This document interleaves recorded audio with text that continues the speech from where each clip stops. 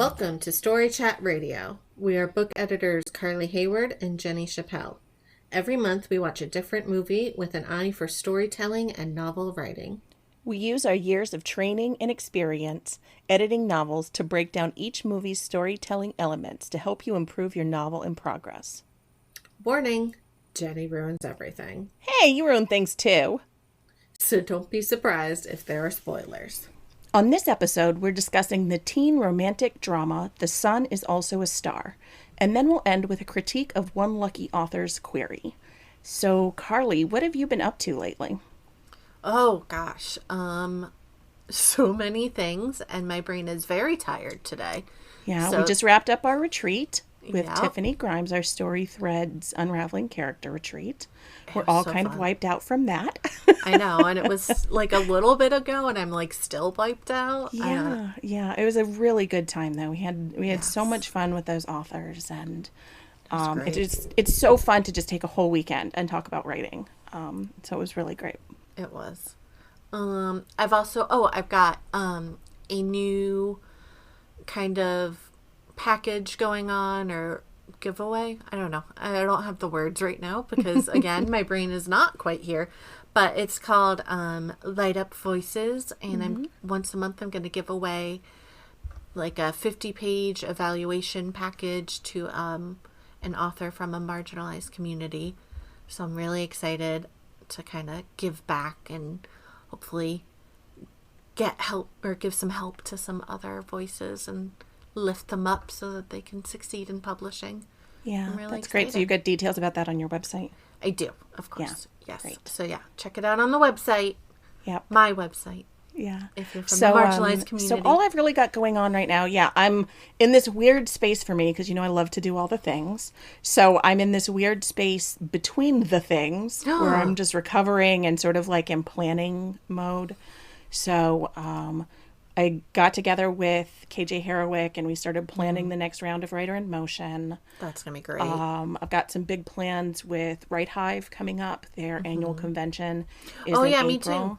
Yeah, so We both do because I know Story Chat. we're doing 2 panels there. We'll have a story chat panel that's going to be a lot of fun where we're going to talk about how you can learn about storytelling and sort of what we do here on the podcast with watching movies, learning about storytelling from it, and how you can kind of pull those pieces out to help you grow as a writer. So I'm really excited about doing that. Me one. too.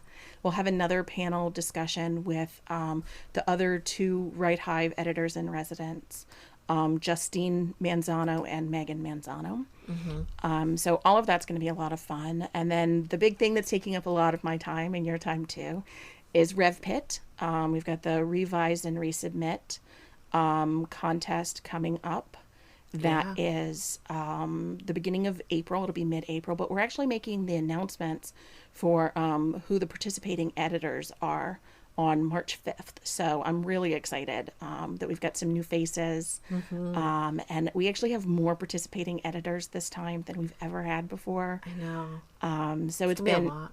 It is, but it's so fun to see like how the community has grown and how everybody supports each other. And it's just absolutely one of my favorite places in the whole internet, and definitely my favorite place in the writing community. I agree. So yeah, everybody, soon. I feel like I've just been having a lot of meetings lately to get all of this stuff going. But it means that in like March and April, I've got a lot of exciting stuff going on. So You do. It's really very exciting. All right. Well, as we have explained, our brains are a little melty today because, all the things that Jenny can't help but peopling do. and Peopling and prepping all these fun things. But we will now get into our movie. So here is the summary of the movie. Here come the spoilers. Everyone get ready. So we have Natasha, who lives in New York City, and her family is set to be deported back to Jamaica the next day. She's determined to change this, so she gets an appointment with an immigration lawyer for lunchtime. Then we have Daniel Bay, who has an interview for Dartmouth's medical school program. He comes from a Korean family, and his parents encourage him to pursue a career as a doctor, even though he wants to do something he's more passionate about. So one day, Daniel sees Natasha in Grand Central and is instantly attracted to her. When he sees her jacket reads Deus Ex Machina, which he is reading about, he thinks meeting her is fate, but she leaves before he can get to her. They then meet again on the street when Daniel saves her life by pulling her from in front of an oncoming car. This strengthens his belief that this is fate, and he tells Natasha, who wants to be a scientist and doesn't believe in fate, that if she gives him a day, he is sure he can get her to fall in love. She doesn't believe him, but is intrigued and agrees to go to a coffee shop before heading to her appointment. When Daniel gets a call saying his interview has been moved to the next day, he asks Natasha some questions to try to woo her, but she thinks it's just corny. Eventually, her appointment is also postponed until that afternoon, so with more time to kill, Natasha agrees to keep hanging out with Daniel. The two make a stop at the shop Daniel's parents own. His family shows some overt and more subtle racism, and they leave, with Daniel embarrassed. But Natasha tells him she can't hold his family's actions against him. They spend the afternoon together going to a planetarium and karaoke, where they imagine a life together with marriage and a son in their future. Eventually, it comes time for her appointment, and Natasha meets with the lawyer, who offers to set up a new trial for her parents' case for the next day. Thrilled, Natasha calls Daniel, and they spend the rest of the day together before falling asleep in a park. The next morning, they rush to their appointments. Daniel with the same lawyer who helped Natasha, who is apparently a Dartmouth alumnus. But Natasha barges into the office and asks what the verdict was for their potential trial. Unfortunately, it was rejected, and she and her family must still leave that day. Daniel leaves the interview early to walk her home and meet her family before they need to go to the airport.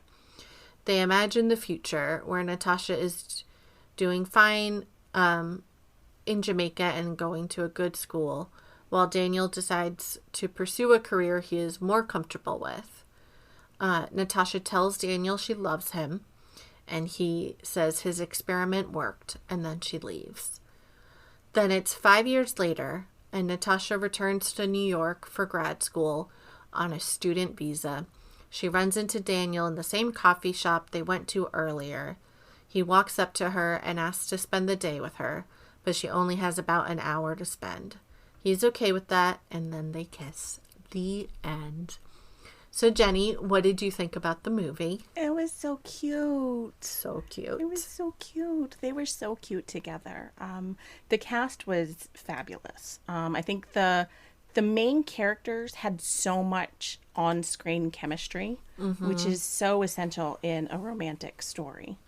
Some things that really stayed with me throughout the movie were those flash forward scenes. I thought were really cool. Like, I just thought it was a neat little, like, first of all, they were super short.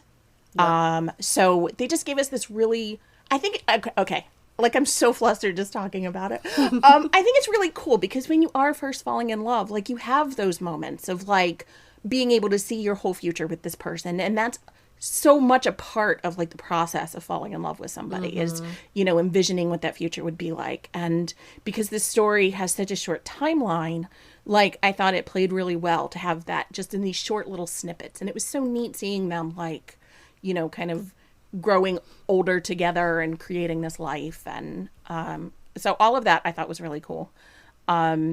Especially Natasha's, like, pantsuit, the white pantsuit she wore in that wedding flash forward. Like, oh God, I'm a little obsessed with it. There's no way I could ever pull that off, in part because, like, you wouldn't be able to see the difference between my skin and the pantsuit. But it looked amazing on her, and, like, I'm just totally obsessed with it. I'm like, everybody should wear that when they get married. Okay. I know the actor who played Charlie, who's Daniel's brother, from a TV show where he's, like, so sweet and a little bit stupid. And I was taken aback by how mean and, like, very clearly racist he was in the movie. And, like, I know they're actors, so neither of these is a representation of who he is as a person. But it's weird how we get those, like, ideas of actors in our heads from a role that we've seen them in, and we just kind of like keep that with them in our heads forever. Typecasting them. Yeah, so like in Woman in Black, which is one of my favorite horror movies, like I had no problem with there being like ghosts and whatever, but I was like, whatever, there's no way Daniel Radcliffe is old enough to have a kid. That's just weird. That was the part that I couldn't like overcome because I only think of him as Harry Potter, like forever for the rest of my life. We're not watching that movie on this podcast. Woman in Black. It's so good. Uh-huh. Right, anyway, the time when he made the movie, I think he was only in his early 20s. Yeah. And given he was the father of a baby, but still, that's not the point. Yeah. So anyway, I really liked how they handled theme in this story, especially the themes about immigrants and logic versus passion. I love that the ending isn't syrupy sweet. And it also created this lovely sort of bookend to their meet cute about, you know, do you have a day? No, I only have an hour. And then we know they're going to spend this like amazing day together. So I thought that really was a fun way to like kind of bring it all back around. And then I love anything that has to do with Grand Central Station because it's really my favorite touristy place in New York. So like that's always fun for me to see in movies too. And so we love to talk about like the side character that we're obsessed with. In this movie, for me, that was that little brief snippet about Natasha's parents and how they met. Yeah. That little bit we get about their story is so sweet, and it reminds me of this Kate Chopin short story that I read back in college. So like I want to see a whole prequel movie just about the two of them now. Like, that would be amazing. I'm here for that. All right. Because otherwise there were no other characters I cared about besides the main couple. So. Well, there aren't a whole lot of characters, period. That's true. I mean, it's really the two of them and then the side characters with their families that they each have, you know, their parents and a brother. But they're really, and then just like very minor characters who are only on the screen for a few minutes. Right. So yeah, there weren't a whole lot of characters, and I think that really reinforces the point about like that on-screen chemistry being so important. That like we really needed to feel it for the two of them in this movie in particular because so much of the movie is just the two of them. Yeah, it's basically just them. Yeah, they were both fabulous. Yeah, I agree. I thought it was so sweet. It's like this lovely story to get into and go on that journey with them, and it was nice for February and Valentine's Day. I particularly loved that it took place in one day. That was really cool. I really liked that. And like how we can find people in that right moment that gives us exactly what we need. And Daniel is just kind of that for Natasha in particular. Yeah. But okay, here's my biggest problem with the movie and my huge criticism is how did they do so many things in such a little amount of time? Like, she has 4 hours to kill to her meeting, and somehow they run uptown to run an errand for his family. They go to the planetarium. They go to, like, karaoke, and, like, they do all of this stuff. And just, there's not enough time for that. Like, not in New York anyway. Not in New York. The public transportation to like get on the subway and get uptown is gonna take an hour. Like, it's just not possible. And then they like go to Roosevelt Island randomly. And I'm like, what? Why? That's a waste of your time. Why are you doing this? Well, since it was probably really filmed in Canada. And they only did like those external shots of New York. It's just like I am also a very slow walking, or when I was in New York, I was a very slow walking New Yorker. So people were annoyed with me, but I learned very early to stay like very close to the right side of the sidewalk so everyone could pass me. But like still, my husband is like a very fast walking New Yorker, and he could not do all the things that they do in 4 hours. Especially if you're taking into account public transportation. Yeah. Like if it was actually places you could walk to, maybe. But like, how do you go to a planetarium for only like half an hour? Okay, see, what they didn't mention is that this was happening like the day after the apocalypse. So like there were a whole bunch of people that just didn't exist anymore. Okay. Or like right after the snap in the Avengers. Like right after that. Like half of the city, the population of New York was just gone. But it like still runs on a schedule. Right, exactly. Okay. How dare you use logic? All right. I'll stop. I still loved this movie, and I really loved the ending. I just thought it was really nice, and at first I actually wanted it to end before the 5 years later, because I kind of liked them not ending up together and just like leaving and living their separate lives, and they fell in love for a day, and that was it, and it was perfect and just what they needed. But by the end of that little epilogue, I was still happy that they found each other again. Like, I'm not... Well, but so when she is talking to the lawyer, she says that she's actually going to school at Berkeley?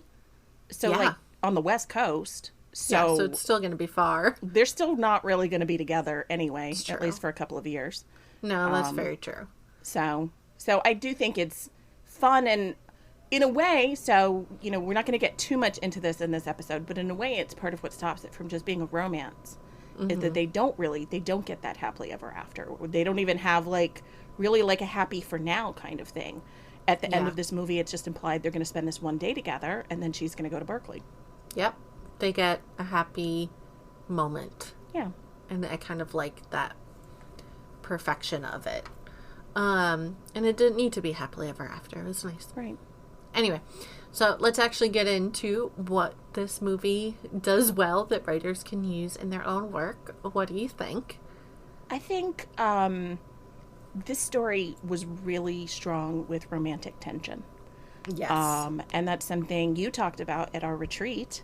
I did. And it's something that a lot of authors struggle with, is how to create romances that feel realistic, that feel natural, but also have enough tension in them to keep the reader interested and to, make it into a full story and not just like somebody meets and falls in love. So I thought that there was great romantic tension in this movie, and it makes me think what I was saying about their chemistry. Like, for romantic tension to work, we need to see right away the characters' attraction to each other. We also need to see the things about them that are different, both internally and externally. And we need to see what keeps them from just sort of like immediately jumping into bed together. But we have to start with that attraction, right? And so in a movie, a lot of that does come down to the actors. I remember the Tom Cruise, Nicole Kidman movie that came out when they were still married, that a lot of people felt like they didn't have any real on-screen chemistry, and it was like very dependent on chemistry for that movie as well. And it's just so hard to buy into a romance when the reader or the viewer doesn't feel that spark between the characters. We really need to see how they're attracted to each other in the various ways as soon as possible in the story. It's important for the reader to see how those characters fit together before we really give them too many obstacles. Like, we need the reader to feel invested in the characters themselves and in the relationship before we start like throwing hard things at them for them to deal with. Because otherwise, like, if you meet somebody and it's all just garbage right off the bat, like, you would just not be with them anymore. Like, just be like, this is too hard, I'm walking away. So you have to have that real spark, that real connection before, so we can feel invested, we can understand why the characters are invested. So part of that is creating that feeling of wanting to like squee at how adorable the couple is together, even when they don't even necessarily realize it themselves. And when we think of chemistry, we're thinking about it in physical, even sexual terms. But that definitely isn't the only kind of attraction. And stories written with only physical attraction may feel shallow and fall flat with readers. Consider what kind of person your character is normally attracted to. Definitely, if it warrants for the character, think about that from a physical standpoint. But also consider what qualities, what personality traits attract them to someone else. So brainstorm a list of traits and where you can pinpoint how that fits into their character or how it doesn't. So, for example, just because in real life I am a nerdy cinnamon roll does not mean that's who I'm usually attracted to. I mean, I am. I was just going to But say. that's not the point. That's not the point. Anyone who has seen my Ben Wyatt gifts knows, but that's not the point. The best cinnamon roll. Right. But then consider in what ways their love interest fits some of these traits and in what ways they don't. So some of my favorite romances have characters falling in love with someone that they feel like they would normally never be attracted to. Pride and Prejudice is the first thing that comes to mind because, of course. But, you know, some of those romances where there's inherent tension just in the fact that they're attracted can be a lot of fun. So ask yourself, what is one person missing in their lives or that the other person needs, and vice versa? How do the characters offer each other new perspectives or ideas? Remember that romance isn't about fixing each other as much as it's about how people come to know themselves better through their relationships with other people. And the deeper that connection, the more the characters learn and grow. So I think in general in romance, we are coming to a healthier psychological understanding of like that concept of, you know, someone being your other half is not necessarily like the healthiest place to be as much as like you're two whole people who are coming together to live your lives together. So keep that in mind as you're writing romance too. Please. That you complete me, but in that you helped me figure out how to complete myself. Yes. You are not filling that piece for me. Yes. Yep. Agreed. So how do we build romantic tension and what causes it? And I feel like we say this a lot, but conflict and obstacles. End of podcast. Great show, Carly. We did it. It's all you need. Conflict, obstacles. The end. Boom. Nailed it. Mic drop. Done. But so another word for tension is discomfort. So it's all about making your characters uncomfortable with a situation for various reasons. So they can be uncomfortable with the attraction they feel because of their emotional wound or an external obstacle, or they can be uncomfortable with what they're hearing from the other love interest because of a misinterpretation or miscommunication. So in this movie, we see Natasha resisting the romance that Daniel is so sure exists between them. She's resisting it because she needs to focus on, you know, her main life/external obstacle of not being deported. And she wants to stay in New York. So, sure, romance would be fun right now, but her future is on the line and she has more important things to think about. But Daniel makes that last day memorable and wonderful for her. He creates a lasting memory of New York that she can hold on to, not one that's mired in sadness and lawyer visits. So her day definitely would have been a lot better or a lot different if she hadn't met him. She would have like gone to that lawyer and then come home and packed. I know, and so he needs to spend time packing. Like, So how are our characters uncomfortable with each other? So, first of all, Daniel and Natasha have just met, that day. They don't know each other well at all or know each other, period. Right. But the world, and Daniel in particular, keep throwing them together. And the viewer feels that discomfort because of how new everything is. Tension is created through the newness, and it can be useful because readers will meet your characters as your characters are meeting each other. Mm-hmm. It's that awkwardness of, I just met that person. Like, what is okay to say? Like, what bit of myself can I show to them? And readers will really latch on to that discomfort because it's something we've all experienced in some form or another. These characters also experience tension in how they view the world differently, like Jenny was kind of saying, in their different opinions. Natasha is more logical and chemical, and Daniel believes in fate and symbolism. So again, readers are going to relate to this level of discomfort and in turn feel that awkwardness. Mm-hmm. But basically, the main romantic tension in this story between Natasha and Daniel comes down to Natasha resisting that pull of romance. She wants to give in, but she can't because of her external goal.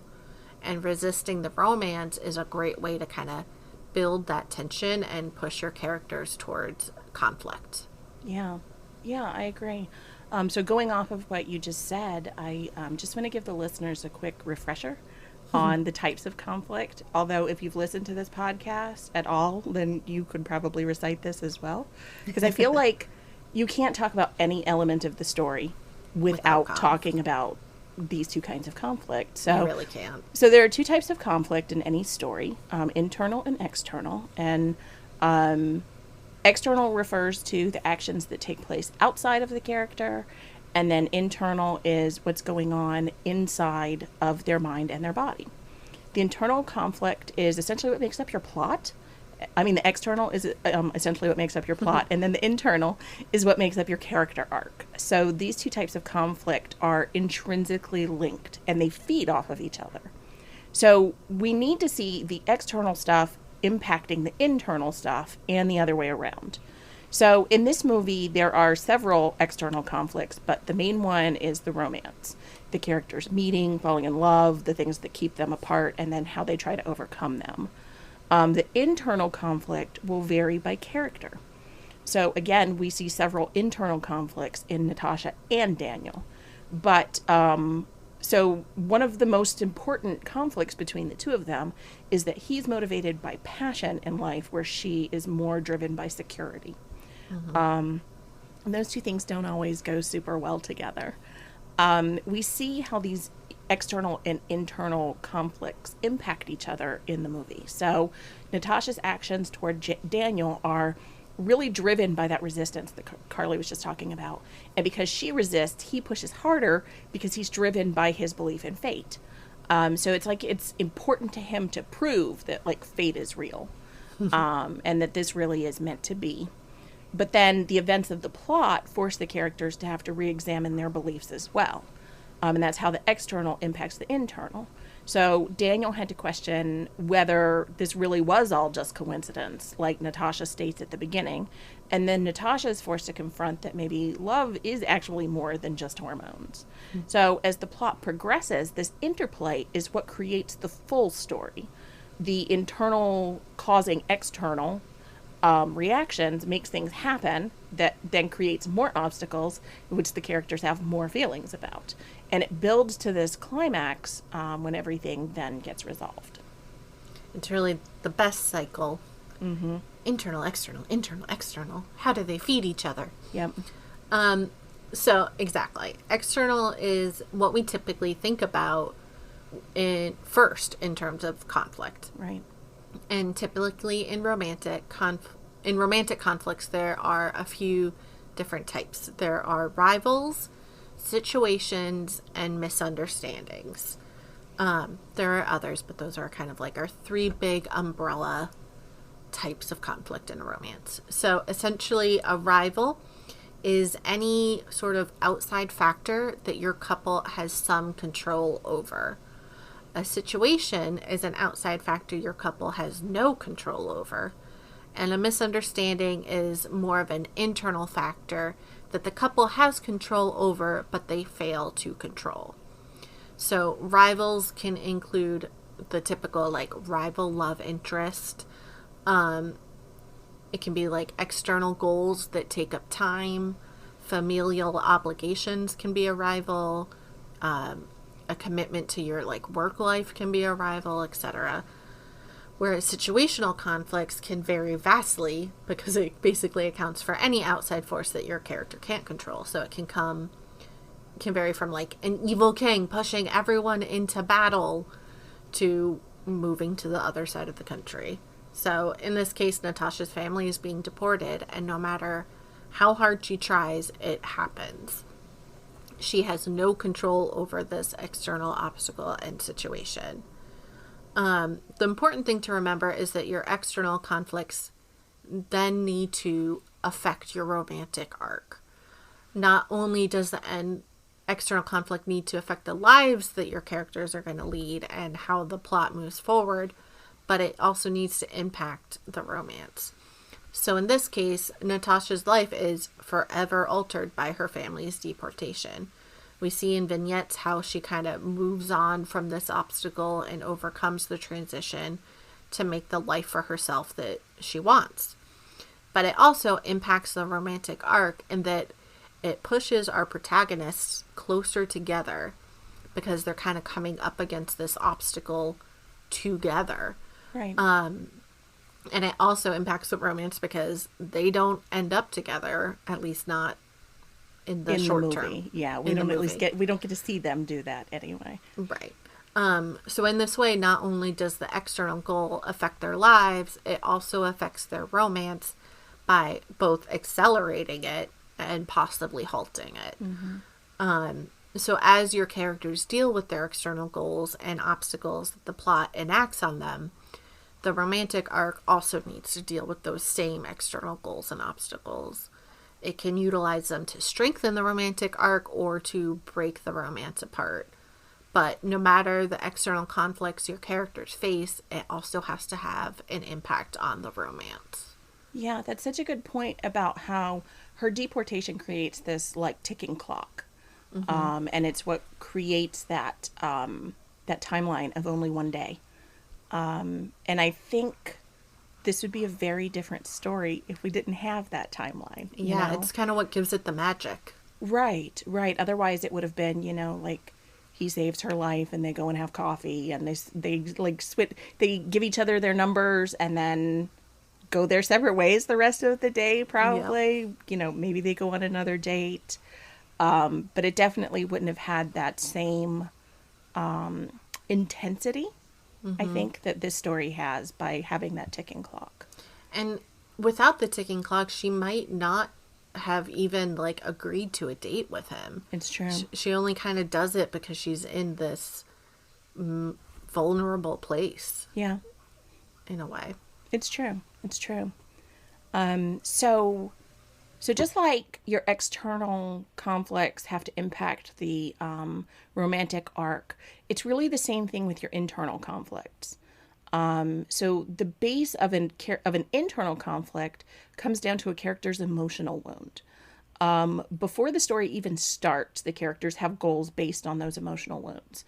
So in this movie, Daniel's internal conflict is that he wants to live a life that he's passionate about. It means he doesn't want to be a doctor, even though his parents are really pushing for him to go to school for that.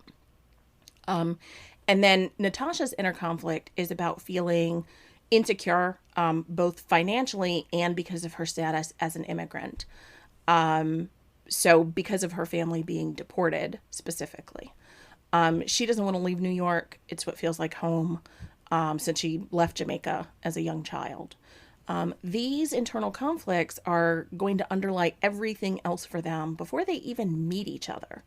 And it's what a lot of their actions and reactions are, it's what's behind a lot of those actions and reactions.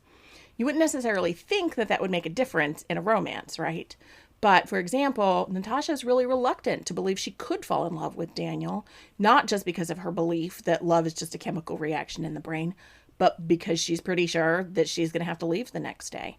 Like, who would want to fall in love with someone just to have to leave them? So it ties back into that resistance that you talked about earlier. And then as each of the external conflicts come up in the story, the characters have to face those internal conflicts and decide how to proceed with their actions. Some important things to think about when you're framing your characters' internal conflicts are their values, their beliefs, their view of the place in the world. What are the needs that each character has that, how are those not currently being filled? And then how does the other character present an opportunity to fill some of those needs, or to help the character fulfill those needs for themselves? How does each character react to something like stopping them from getting what they want? So in the case of a romance, it's like being with the person they want to be with. How do they react to that? What thoughts, emotions, and feelings come up in their body as a result, and how do they express those? So this is an essential part of the process, understanding what's going on inside your characters so you can use it to make their actions feel real and grounded in their personality. How do you do this as a writer? How do you show it on the page? Because it's one thing to see it on a movie screen or on your TV or whatever, and then another thing to actually write it in words. So this is going to fall into two categories, and that's action and reaction. Sometimes we also call this scenes and sequels, which is just confusing to me, but I'm mentioning it because looking up the scenes and sequels technique can be really helpful when balancing that action and reaction on the page. But I really wish it was just called action and reaction, because that's like scenes and sequels is way more confusing to me. My brain is like, but scenes are already a thing, and so are sequels. Why are we using those terms? And then the sequel becomes a scene. I know, what's even happening? So anyway, so yes, definitely look for that if you're struggling with balancing action and reaction. So what was I talking about? Action and reaction. Action and reaction. So in terms of showing the character's internal world, the actions will be like expression of what's going on inside of them. So that means dialogue, facial expressions, gestures, body language. Basically think about how do we express our thoughts and feelings to other people in the world. The reactions on an internal level will be thoughts, observations, opinions, judgment, emotions, both stated and implied, and then visceral responses like heartbeat or tightness or a sense of relaxation in various parts of the body. So we need to see both of those elements. We need to see those external expressions, but then we also need to see what's going on inside of the character. And so I think a lot of writers that I've worked with are really good at showing the external expressions, but often not as good at showing the internal stuff. A fabulous resource for this is the Emotion Thesaurus, which I feel like we recommend every episode. I know. Because yes, it really is just that good. Like, it really is such a unique tool. I have yet to see anything else like it, so I always recommend it. I know. We really should. We're not being paid for this sponsorship, but we should be. We should totally talk to them about that. Because all we do is recommend this book. But yeah, I totally agree. And I think some of the best tension and conflict comes from those reactions and actions and the internal and external conflicting with each other. So they might say one thing and then internally have a completely different thought. And that kind of leads to some really fun, interesting tension. But anyway, so romantic tension is obviously vital when the romance is the main plot, because what else are we gonna see in a romance plot but romantic tension? So it's very, very obvious. But it is important to remember both internal and external romantic tension as you build your plot in a romance. So it can be easy to only have your love interest come up against external obstacles that affect them individually or together. But you need to make sure it's clear that your couple can't be together at the beginning of the story. You want to build that tension so that your characters are in a dance with each other, figuring out how to make a relationship work or even be possible. So each scene should bring your two main characters either one step closer to or further away from each other. Whenever the lovers are together, whoever is being pushed towards the most tension is the point of view that we should be in. So you kind of want to balance that intense tension with who we're seeing, especially in dual POV romances. So when romance is your main plot, every scene, once your love interests have met, they must think about each other in some way, even if they're not together. They can think of each other longingly or angrily, but angrily is actually usually longingly, or fondly. They can be annoyed with the love interest for how they irritated them or got in their way. They can miss the person because they're their best friend, or they can wish the person was there to share a moment with them. They can miss each other physically. They can miss each other's touch. But as long as your characters have each other on their mind through every scene and every obstacle they come up against, your romantic tension is going to build. And as your story progresses, the tension must increase with frequency and intensity until they kind of let go of that external goal or obstacle, at least temporarily, for the sake of the relationship. So we see this through Daniel and Natasha, and that they both pursue their goals separately, but eventually let go of them to just be together for the limited time that they have. So while Daniel doesn't really want to be a doctor, he runs out of his familial obligation in order to spend a few remaining hours with Natasha at the end. Yeah, physically. He physically runs away from physically runs away from obligation. So while this movie touches on like very important subjects and life-changing events, the romance is still the main story, because that is the culmination we're getting, and how they fall in love and support each other is a satisfying resolution that we kind of need. Yeah. So you want to really kind of dig into that external romantic tension and internal romantic tension when it's your main plot. Right. So the takeaway from that is that in every scene, there has to be something that is pushing that main plot forward. Yep. And so when you're writing a romance, the romance is the main plot. Exactly. And I have read manuscripts, romance manuscripts, where the couple just doesn't think about each other enough. They don't spend enough time together. And it sort of focuses on really what ends up being subplots too much. So it's important to make sure that those things are being touched on in every scene. I think that's really important, like you said. So when the romance is the subplot, though, there's a lot of similarities to what Carly just said, but it's not going to be the main focus of every scene. In fact, you may have scenes that don't forward the romance element at all, but you still don't want to go too long without having some mention of the romantic subplot. Ideally, you should touch on each subplot in each chapter, but that doesn't necessarily mean they need to be a part of the active scene. So what does that mean for a romance subplot? This is a lot like what Carly just said. It might look like a character having a quick stray moment where they think about the last time they saw their love interest, or something that could happen that reminds them of the love interest, or they could simply have a visceral feeling of missing the other person and longing to be with them. The key is to make sure it happens in places that feel organic. So you don't necessarily want to have a flashback to the conversation at last night's dinner in the middle of like a big intense battle scene.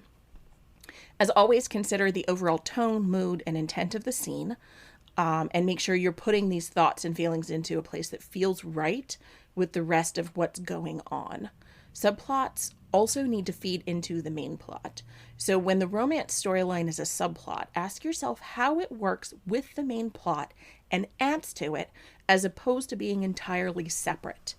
One fun, hard question I like to ask when a client is struggling with subplots, apparently I'm going to struggle just getting this sentence out, is what does the main character get from this subplot?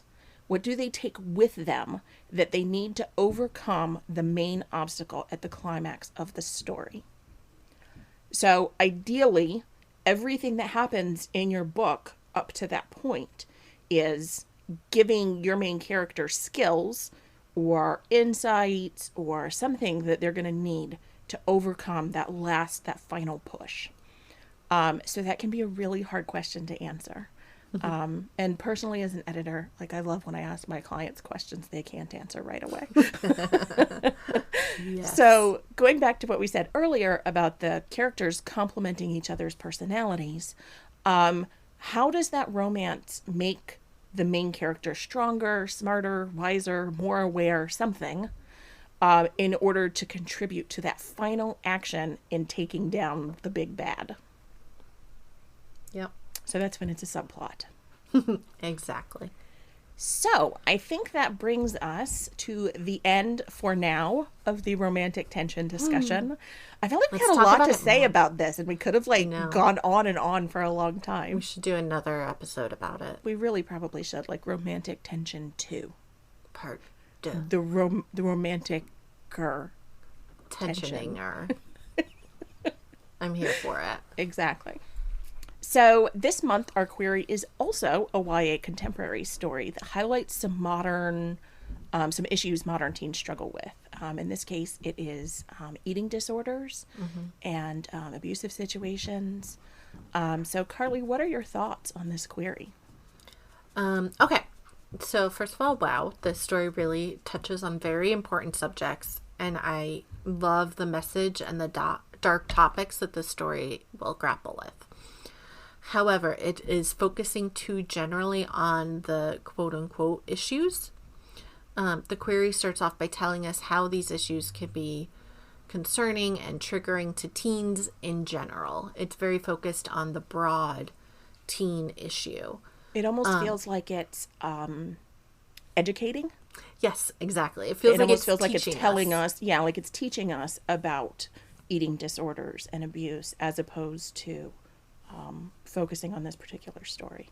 Exactly. So it's missing that focus on the main character in the actual story. It's telling us and not really showing us what the plot's going to be. So instead, focus more on your characters and the plot, and trust that your story is going to convey these themes and help others to deal with these struggles without having to kind of teach us about them. You get really into your character more as the query progresses, but if you kind of take out those beginning sentences, I think like each paragraph kind of starts with a sentence that you could fully cut, and it will then help us focus on your main character instead of the issue as a whole. It'll bring us closer to your character and to feeling the issue instead of hearing about the issue. I like that distinction between feeling it and hearing about it. I think that's important. What do you think? I totally agree with all of that. I noticed that as well in terms of the that tone of educating or teaching. I also wanted to see more about how you raise the stakes as the story progresses. Yes. So typically we would see like an intro paragraph and then a paragraph that introduces the main conflict, and then maybe a third paragraph in the synopsis portion, the summary portion, that would be how you raise the stakes. So I wanted to see a little more about that, some more details. Another question I had is, what does your protagonist want outside of her mental illness? Even though that what she's struggling with mentally is the main focus of this story, I just wanted to get a better idea of who she is and what she wants, kind of outside of the context of that. Yeah. I did want to... go ahead. She's more than just her mental illness. Yes. So what else are we getting from her? Right. So, I just wanted to get a more well-rounded idea of her character. I did want to say, though, that the bio paragraph and information about the book's stats, so like the word count, age category, genre, that was all really good. Mm-hmm. I also want to mention, maybe not specifically about this query, but this query mentioned social media. So it made me think, there's this prevalent idea in the writing community that you have to have a big social media following in order to get an agent. That can be really helpful when you're writing nonfiction, but in terms of fiction, it just doesn't have as much sway with agents or acquiring editors. So if you're new to social media or you only have a smallish following, don't stress about that hurting your chances to sell your book. Yeah, it only really affects it if you have a huge following, and then it's a selling point. It's not having that following doesn't really change anything. Right. And most authors don't have a huge following before they publish. Exactly. So don't stress about that. All right. Well, I think that brings us to the end of this episode. On our next podcast, we will be discussing the classic anime Howl's Moving Castle. Yay. I'm really excited. Me too. We'll also have another query or blurb critique. So if you want to have your query featured on the podcast, you can find out details about how to do that on our website or Twitter page. You can find our podcast on our website, storychatradio.com, or you can follow us on Spotify, Apple Podcasts, Google Play Music, or many other streaming services. While you're there, please leave us a rating. You can also follow us on Twitter and Instagram @StoryChatRadio. Thanks for joining in our nonsense.